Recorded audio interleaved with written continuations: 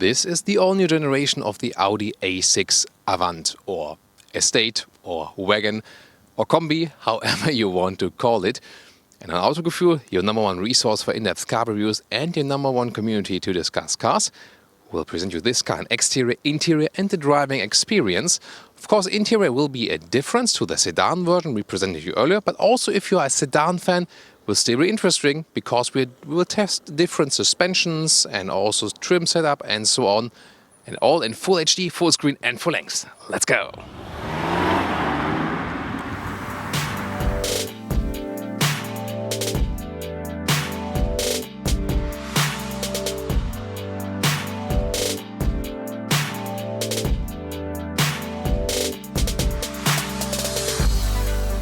So in the front we have this huge single frame grille. We got the S-line on the exterior, but still with chrome contrast here, and that's the way I would also pick it. Then a Sepang blue color. That's what we call Thomas blue here, because this color here is my favorite one. Really cool. The Ara blue, by the way, is also pretty cool, but for the A6 you can only get the Ara blue over the exclusive program. This one here then a stock color, so I would definitely pick this one. The new headlamps here, they come standard with LED, optional then, which we have here, with a matrix LED and also for the high beam function. And they kept the 3D Audi logo, so put the sensors, for example, here, and I think that's a good decision. I want, when I buy a 100,000 euro car or something, you know, with all the extras, I want a 3D logo in the front, don't you? 4 meters 94 or 16'2" is the length. It's the same for the A6 sedan and for the A6 Estate. And you see this rather simple design language here with the chrome roof rails stretched towards the rear end. If you compare it to the predecessor generation, it looks way flatter, although you don't lose too much headroom on the inside, I can already tell you so far. And then some main design lines here directly at the window frames, and then on the height of the door, this is the dropping line dividing in light and shadow. Of course, also with keyless entry, putting your hand inside, opening it, and outside here to close it again. 17-inch, it starts with the rims. Those ones are the optional maximum 21-inch rims. Wow, they look so massive. They look really spectacular. But then again, will they make you lose comfort when we drive it? We will test that today in the driving part. And of course, if they are so big, it's always the danger to scratch them. S-line badge here right there. For the exterior, you can also combine different exterior and interior packages, so we won't have an S-line interior today, a different one, showing you very soon. And of course, what about the rear perspective? Is that really way different than from a sedan? Let's find out. In the rear, you can see that those taillights are pretty much similar for sedan and for the Estate. If you have the higher trim bills, you can also see you have the cascading turning indicators I'm using with the key here at the moment. Pretty spectacular effect always. But the question is, when I was driving behind some of the cars, I think at some point it's maybe also a little bit annoying. I have mixed feelings about that. Either, is it cool or annoying? I don't know yet. What do you think? Other than that, it's just, with the rear window, that's a little bit different. And of course, then with the hatch, electric tailgates come standard. We will soon show you that. And in the lower part, they have those tips here which form an exhaust, but they are not really an exhaust. The rear one is again there, just below here, and actually with two exhaust tips from a very low part. But I think they could also leave that. Under the hood here today, a new engine, because on the petrol side there's usually the 3-liter TFSI with 340 horsepower, but here now the new 2-liter TFSI equipped for this engine with 245 horsepower.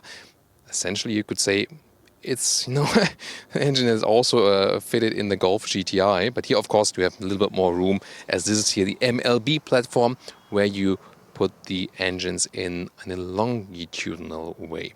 And then there's also a 3-liter TDI in 2 horsepower specs, and a 2-liter TDI will also be available. Those are your choices so far.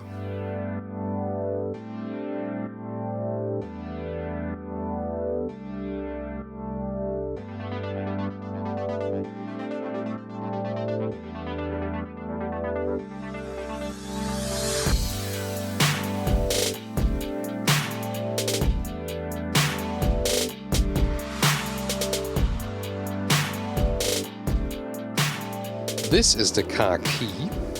But you can also use the keyless entry function, as I said. And we also have the soft close right there. Ah, magic. Of course, you have to pay it extra. Then we have the design selection line on the interior here today. And this, for example, here with matte wood. Really feels very natural, really cool. Then bright Alcantara. And what a great contrast in styling to the blue exterior. Galvanized buttons here. They have even a clicking sound. So the build quality is superb, and I think at the moment top-notch in the whole industry. Well, room for bottles is just for smaller ones here. Here's another way to open the trunk, by the way.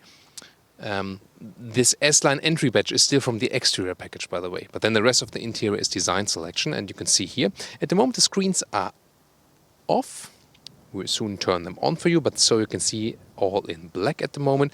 Pretty large steering wheel with those big holes right there, and also more matte wood on this here.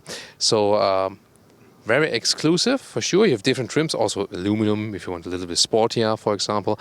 And then those seats, you have different forms. You have a base seat, a sport seat, a Sport Plus seat with integrated head restraint, and this one is the so-called multi-contour seat, so the top luxury seat, so to say. Unfortunately, this one is only equipped with animal skin, so I really like the styling. The bright styling looks so great. Of course, you can always argue about how is it, possible to clean it? Does it get stains from jeans and so on? But the bright style, especially as contrast to the blue, looks so amazing. Then again, if you want a fabric seat, then you have to go with the base seats, at least in Europe. Some markets might be offering leatherette seats as well, but not in the higher trims. And the sport seats would also be available with Alcantara on the inside. So let's get inside. Easy entry, but a standard, let's say, sedan seating position, although we have the Avant here, but those cars are really not different in the height. You can vary the height a little bit if you pick either, go from a base to the sport suspension, which is 20 millimeters lower than the adaptive suspension we have here today, or with the air suspension. There you can also, change the height, but the base height then is usually the same. But who buys this car with the 20 millimeters lower sport suspension? I guess it won't have a big take rate. Well, for me, 1m86 or 6'1". Plenty of headroom left today with no panoramic roof, but of course there is also one available optionally. Bright ceiling here. Then the seating position is really super comfortable, one of the most comfortable cars on the market, also on the long-term one. Tested that one also in a sedan quite often. The steering wheel does have an electric control right here. You've seen also in the other review, you have to order it extra. That's quite common with the premium manufacturers, that they almost make everything extra. So the standard equipment is relatively low, and then of course the price also jumps up. And the seat you control here electronically as well. In the lower area, again, also electric seats are an extra as well. But you can also have 2 memory slots, so you can use it with 2 drivers without resetting everything all over again. So this is the interior overview, pretty spectacular as well. Especially this wooden area. You could say it's a little bit too much maybe, but I really like it. The thing I like a little bit less are those glossy black elements. I would like, to have them maybe in wood or aluminum style as well, so they collect fingerprints. But don't put your hands on there, please don't. This Quattro is also illuminated at night. There's also a special night riding episode with the A6 sedan we've done if you're interested in night riding. Or Night Rider. Don't you like Night Rider? So, it starts here with this 8-inch screen on the top part. This one is the optional 10.1-inch screen, the MMI Navigation Plus. In the lower part, you always have this one, the 8.6-inch, because the climate function is controlled right there. Soon we'll also take this one here again in detail. And if you have the MMI Navigation Plus, then you switch from analog instruments over to fully digital instruments, which we have here. Soon also more details to that. The volume control is also here on the steering wheel. On the left side, you can browse through the menu of the digital instruments or change the view. Soon more details again to that. And also on the steering wheel, there's the voice control. I'm cold. What temperature should I set for you? 22 degrees. I've already set the system to 22 degrees. Ah, you see, she even realized that it was already at 22 degrees. So this is really good. You can not only, stumble around on the lower part because it can be distracting while driving. Use the voice function also for the navigation, for example. That will be good. Then the lower middle console, again, also I like this matte wood, so you can also hear how it feels. Maybe we should start a Autogefuehl car SMR episode here. What do you think? Then the cup holders, adaptive, also with a 12-volt power supply, and then this automatic gear lever with the electric handbrake. And here the latest build of the virtual cockpit, which has the advantage that you can switch the views. For example, have a bigger map or so on. Can also zoom in and out with your left thumb then. Pretty amazing. And of course, here some, can put the radio features or the consumption. It went up now a little bit as we were driving around on the parking lot. But you can also get it a little bit lower.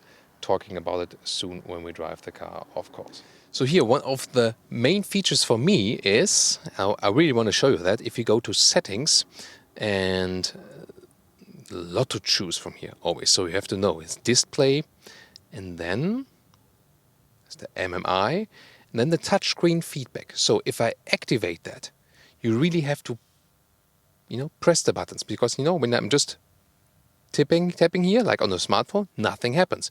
You really have to press, and then you also get a haptical feedback and also sound feedback.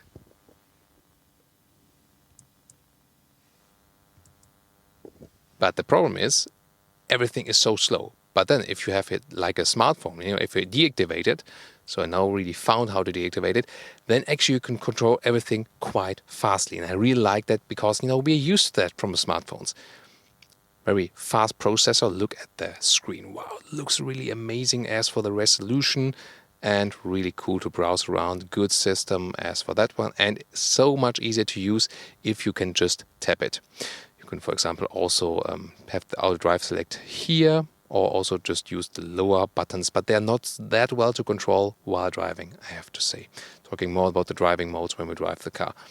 Bluetooth function either, or what's also available if you plug in your phone, you also have Android Auto or Apple CarPlay, the direct connection. That's also possible. And in the lower part, you set the temperature like this, or you hold your finger. You can do it like here and then just swipe. That's also possible. Again, it's easier when you have the haptic feedback deactivate, or use the voice control as just shown you. Then also where the vents are coming from. Again, that can be quite distracting while driving. Also with the heated seats here, or the cooled seats. We even have a massage function for the seats, by the way. And if I press that button on the left side of my seat, you see that it appears here, and with wave pulse stretch and rest shoulder and activation and everything, revitalization, intensity, always set it to the max. And it's really cool. It goes from the lower part all the way up to the shoulders. One of the best seat massages there is. Again, an option. There's also a separate button then for the rear view camera. There's also this 3D view available, not equipped with this test vehicle here today, but the normal rear view camera will usually also do just fine. And the real volume knob is still left, primarily I think for the co-driver. This middle armrest you can make a little bit longer or shorter, and then you can also fold it up right there, and very stable. 2 USB ports, and then the center part, you see also NFC and the QI logo. This is where you put your smartphone for the inductive charging. And what about the rear?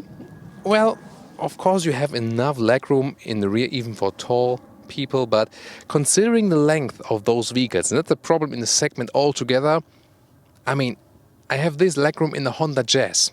So the package, so what they use of the space they have on the exterior, put in the interior, is still kind of weird, but that's, also counting for all the competitors.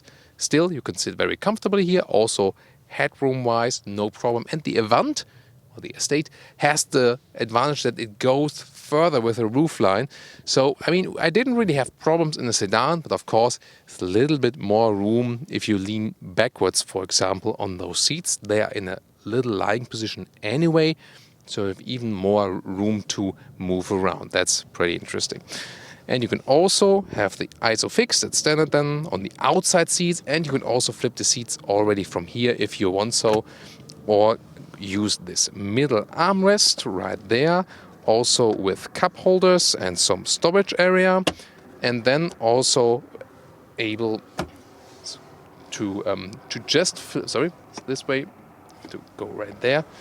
They can just use this ski hatch and load, for example, just the middle part through, maybe for some wood bars or then for some skiers. And finally, this is the optional 4-zone AC. Pretty cool. Also has a clicking feedback. And in the lower part, 2 USB ports. But the downside is, you see, it's a massive middle tunnel. So sitting here in the middle seat is almost impossible. So what about the hatch? This is the important stuff here. You can open it here, you can open it with the key, or there's also this entry function available with the foot kick. Pretty cool when you have stuff in your hands. And there we are. Good opening, very high. I'm 1.86 or 6'1" if you remember. And then there's the closing button, we'll soon show you that. Here, the top cover raises automatically, that's really handy. The standard setup is 565 liters, and just to put a backpack in here, then you can see, the size. The width here is just a little bit over 1 meters, and that's really important. You can get stuff in and out very easily. Clear advantage over the sedan, and also over 30 liters more in capacity. And then we can also flip the seats right here and left side. And there's a 40-20-40 split, so you can also separately just move the middle one. This is then the total setup of 1,680 liters, and you can push them a little bit further down if you put up the head restraints, but here very well usable. And by the way, this is the data sheet of this vehicle. Just pause the video if you want to take a look at it a little bit longer, with all of the details this car has, so which, this very test vehicle is equipped with. Again, if you want to take a deep look at the equipment or the technology packages or suspension, which kind of, I'm telling you basically the most stuff, but you can also again pause the video to check out more details and then resume, of course, later.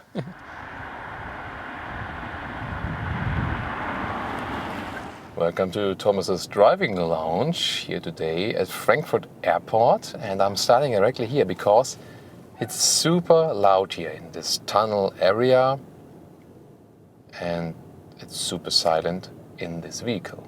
So you don't realize anything which is going on outside because it's so super silent in here. And this is also one of the main features of this vehicle that belongs to this luxury well-being concept, that you could really relax, take a deep breath. Everything is perfectly silent in here. That's really cool. What's not really cool is that I have the side camera mounted, and now I have to enter this card here. So I have to open the door, get unlocked. Now, that happens when you do car reviews, right?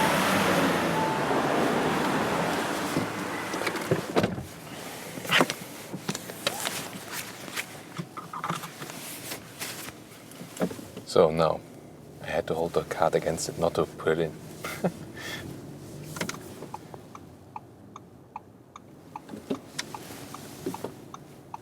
So, and from absolute silence, and just rolling in a cozy way, we directly get onto the motorway, which is the second important discipline of this car. It will be used on the motorway, also at long-term runs, quite a lot. And interestingly, we have here the 2-liter TFSI today, which is brand new basically. Wasn't available so far. In this case here, 245 horsepower.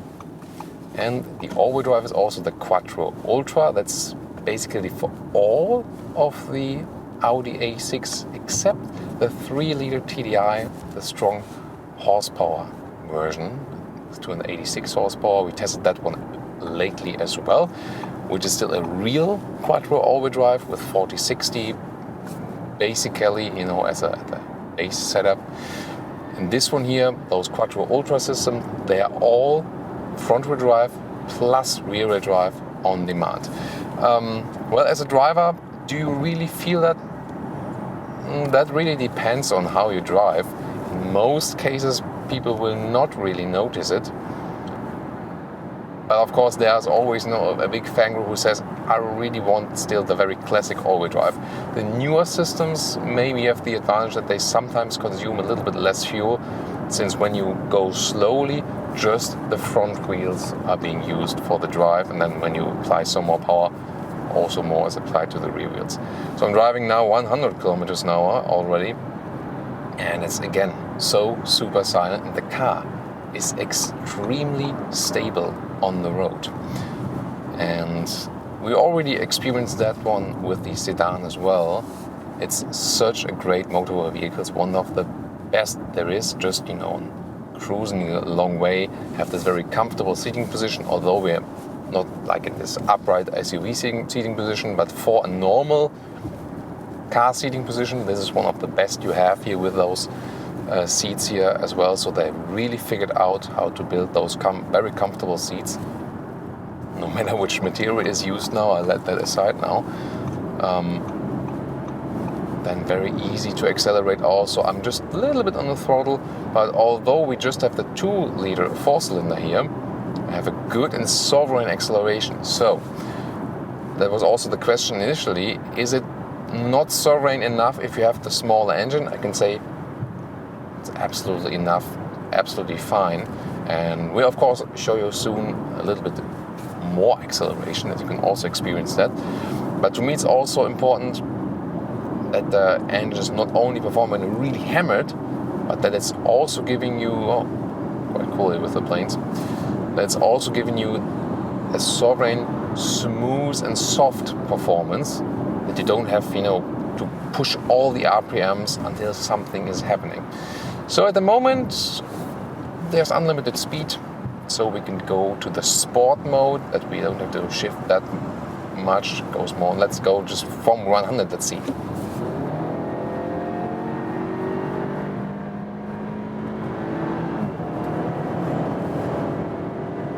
That's 150 kilometers an hour. So that was 100 to 150 kilometers an hour. This is where the difference between the 3-liter engines and the 2-liter engines becomes apparent. If you start from standstill, from zero, the smaller ones will also do just fine. But here in the higher speed regions, which is again mainly a German thing, there you do feel a significant difference in acceleration, because then the bigger displacement engines have just more punch, more power. Still, this is quite decent still, but again, for big accelerations on the motorway, then it's a difference, or maybe when it's like full packed or something. So let's go back in lane. Considering this is not a small car, we still have a decent overview also to the rear, even a little bit better here now in the Avant or in the Estate. And would I, with closed eyes, realize if I'm driving the sedan or the Estate? Not really, no one could tell. It's basically the same vehicle, just with different rear ending. So I would always go with the Estate because it's just more practical, in every sense. And again, also the rear visibility is actually a little bit better. That's another advantage. Even if the tarmac gets a little bit rougher, it still remains very silent. It's just from the rain here. But when we're filming outside, it's not that pleasant to get the rain, of course. But when driving, it's sometimes also quite good to test the car in the rain. Also, when we have those very freshly built front windshields, so cool how clean everything gets done with the wipers. It's pretty amazing. And also when the raindrops are on this very fresh paint and they still peel off like with the Lotus effect, that's also pretty amazing. We have several assistance systems, of course, inbuilt in this vehicle. Overall about 38 different ones you can get. The base one, the emergency brake assist, that one is already built in every standard A6. An option you can get, for example, the adaptive cruise control. I set it here on the left side of the steering wheel with the separate column. Just press it and then distance to the car in front of me is being kept. You probably also have seen the blind spot monitor, which appears then here in the side mirrors. This is actually, to me, one of the most important features to get, especially since the B-pillars on those vehicles nowadays are pretty much blocking the views, and so it's always good to have those. Here, by the way, even quite wet now after some rain, but still giving you so much serenity and calmness in this vehicle. At the same time, it is actually sporty to drive, although it's not really a lightweight car, but you can drive it in a sporty way because it just handles so well on the road. Here, when I'm a little bit faster now, even though it's a little bit slick now on the road, really cool. So I have to go straight, so I have to wait for that truck.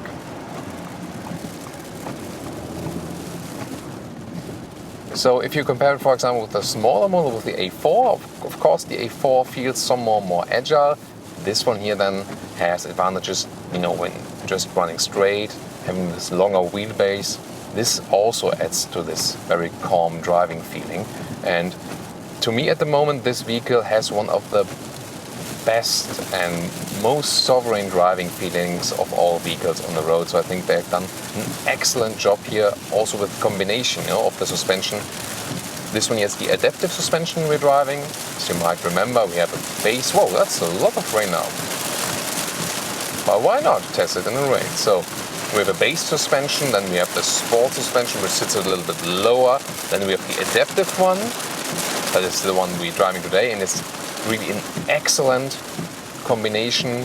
You have sporty driving, but at the same time also comfort. And then there's the air suspension, which we have tested in an earlier review, which gives you more this carpet driving-like feeling, but also combines sportiness and comfort in a quite good way. The question is, do you still need the air suspension when you have this one here? And I have to say, this suspension here is absolutely amazing. I would really say that you can save the money for the air suspension, not because it's not good. The air suspension is also superb. But this one here is already doing such a good job that if you ask me then, or again, blindfolded, and someone would tell me, hey Thomas, this car is equipped with the air suspension, have fun, drive it. And I would say, yeah, maybe that's the case. So, there are some air suspensions on the market where you feel like they are that stiff that you say, is that really an air suspension? But here, that's the same weather experience with the new BMW 5 Series, where they have the new adaptive suspension. That one is also so well done that it's also feeling like an air suspension. So I can really recommend already this normal adaptive suspension. So always, of course, an extra price, but the air suspension will be even more expensive. The steering gives me, by the way, a good feeling. It could be a little bit smaller, so I think it's maybe a little bit too big. So that would convey a little sportier feeling if it would be a little bit smaller. But then again, the directness of the steering is cool. It's very progressive. See, there's no dead zone of the steering wheel. I have direct command. At the same time, it's easy to steer, but not that easy that it would feel, unnatural or something. Those are, those columns here. There's speed cameras here, especially in the middle and southern parts of Germany. Very evil stuff. Always pay attention to those. Yeah, I know, and there are some viewers who really hate those. I can understand. Of course, drive safe and drive as slow as possible in the city. But then again, sometimes there are situations where you really pay attention to everything and you doing everything great, but then you just maybe are unlucky or let the car just roll out a little bit, and sometimes not the right people are getting caught. That's life.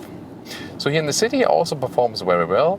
Again, the main characteristic of this car to me is the great sound insulation and the calmness of the ride, the serenity.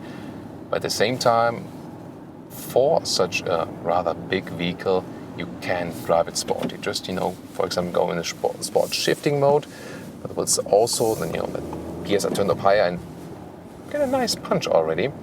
But what's also possible that you use the drive select and put it, for example, in the dynamic mode. And then not only the shifting goes to the S, to the sport mode, now also the suspension is a little bit stiffer, giving me a little bit more feedback. We get some transverse bumps on the road now. I feel a little bit better. So if you want a little bit more sporty driving fun, that's always possible then here with the adaptive suspension. If you go for these driving modes with a normal suspension, they will change a little bit with the steering or with the throttle input, but nothing with the suspension. But here with the adaptive suspension and with the air suspension, it also changes how the dampers are working. And that's actually quite cool to have the choice. So if you have at some point the possibility to drive some nice country routes or something and want some more feedback from suspension, maybe stuff like this here, then it's also quite good to have a little bit stiffer suspension that keeps you in balance. Again, that's also a lot of fun to drive it then. And if you're just running straight, for example, on the motorway, well, maybe at motorway at higher speeds, and it could also feel safer to have the dynamic mode. Come on, guys, really? Again? Such a tall tower? Yeah. They always want our money, right? So, and then you can also, go, for example, to the efficiency mode. And if you're, for example, just rolling, that's called sailing. This new mild hybrid technology is built in all the engines. It's actually enabling you to save fuel, and the car is just rolling. It always depends on, at the moment the RPMs are not dropping, but you have then sometimes situations, I think I have to go a little bit faster. Let's see. So I'm going a little bit faster now dropping. No, at the moment it doesn't want to do that, but so you would see the RPM drop then. And then it means basically that the sailing mode is active, the car is consuming no fuel, and it's just rolling. And they say on paper it should deliver you 0.7 liters less on 1 kilometers, but that's just on paper, of course. But the efficiency mode also decreases the throttle input, helps you to save some fuel. This vehicle is, by the way, also equipped with the rear axle steering, or they also call it all-wheel steering. So that means up to a speed that's, the borderline 60 kilometers an hour. Below that, the rear axle goes 5% across the opposite direction of the front wheels, and above, when you're driving faster, above 60 kilometers an hour, the maximum of 2 degrees parallel to the front wheels. And so when I'm driving less than 60 now, what I feel is that the car is actually handling a little bit more like a car with a shorter wheelbase. So they fake a shorter wheelbase by that, some kind of. It really feels, so there's no one there now, so I can do that here on this countryside road. So here when I'm driving slow, it really feels like a smaller car, although we're already in a longer wheelbase. And in numbers, the turning circle gets reduced by 1.1 meters to 11.1 meters. And that's actually, then the normal turning circle of a mid-size vehicle. That's pretty cool. So it is, again, an expensive option, but an option that is worthwhile, that eases your life. And although we have the 21-inch wheels mounted, it's still a very comfortable ride, and that also speaks for the suspension, because usually when we have so big rims mounted, the comfort usually drops. So that's, again, pretty amazing that we still have this comfort. But again, for parking and stuff, it's easier to go for smaller rims. They will a little bit more increase the comfort and also reduce stress, because with those 21-inch rims, I would always be afraid, there's another chance maybe to damage them. So that can happen quite easily. So and now, after this acceleration, I zeroed the consumption figure. And let's see what we have there. So it's, mainly with cruising and stuff. 7.5 liters on 100 kilometers. And that's quite decent. Of course, if I would have some more acceleration or city driving in there, this would probably go up a little bit. But you can then say that 8 liters on 100 kilometers is actually feasible. And that's just a little bit more than you would have, for example, with an Audi A4 petrol engine. And remember, the 3-liter TDI was about 7 liters altogether. You can also drive it a little bit with less consumption, but I think overall it can always be lower, of course, but I think we can be quite satisfied with that too. That was quite an interesting ride, right? Because we had so many different elements all together mixed in, those about 20 minutes. I hope you really enjoyed that. And the last thing what I want to show you again is when we have this rear axle steering, how easy I can also get around this parking lot. I mean, if I just, turn here now, for example. So now I'm maximum turn in, you can see. That's actually pretty cool. I'm not sure if you can really see that also on camera. And we also have our interesting camera system. I put in reverse gear now, of course, with some raindrops right there. There's the normal rear view camera. You can activate it and deactivate it. And in some other vehicles, which is it's not actually, it's not mounted in here, but we've shown that with the other vehicles. So check out the other review. There's not only a high resolution rear view camera, but also this 3D around view. You don't have to have it, but it looks truly fancy. So, hope you enjoyed this driving part.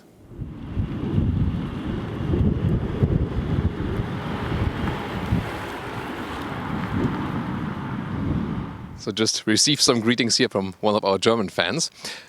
Always great to meet you guys in person then. Sometimes it happens out there, so always great. And recently also in Romania, met a lot of you guys there. Was really a pleasure. So, conclusion for today with the Audi A6 Avant. Well, driving-wise, it doesn't really matter if you have the estate or the sedan version. This one here, of course, is more practical. Sadly not available in the US. And, probably most of the manufacturers say estates won't sell in the US. But we also receive feedback that you think it's maybe different nowadays. I don't know. What do you think? Leave me your comments. Exterior, a very sharp design, of course, here in the Thomas blue, Sepang blue color today. Really beautiful, also with those 21-inch alloys. Of course, quite expensive. The interior, so well done. As for the build quality, that's really amazing. As for the control concept, you can argue about that. There are surely some weaknesses, but also some advantages that come with that. Of course, a big issue that they don't offer animal skin alternatives in the higher trims. Just in the low trim sometimes, or in the US, you can quite often also get the leather rest, but not in all trim levels. So that's something they have to work on sustainability-wise. Other than that, really great what this interior is offering, especially then if you compare it with the trunk and the sedan. I would always go for this one, although I like sedans more visually. This one is just, when you put a bicycle in the rear or something. With a sedan, you have sometimes, when you put stuff in, just a little few centimeters that are missing. That's actually way more flexibility, especially when you flip the seats, for example. Very long loading area and also in height. So overall, for sure, one of the best cars in this segment, especially due to this very calm riding and also the 2-liter TFSI, which we drove the first time for this vehicle day. It's actually a Golf GTI engine, So it performed quite well. So I can also recommend this engine in the whole lineup. What do you think? Leave me your comments and also tune in next time.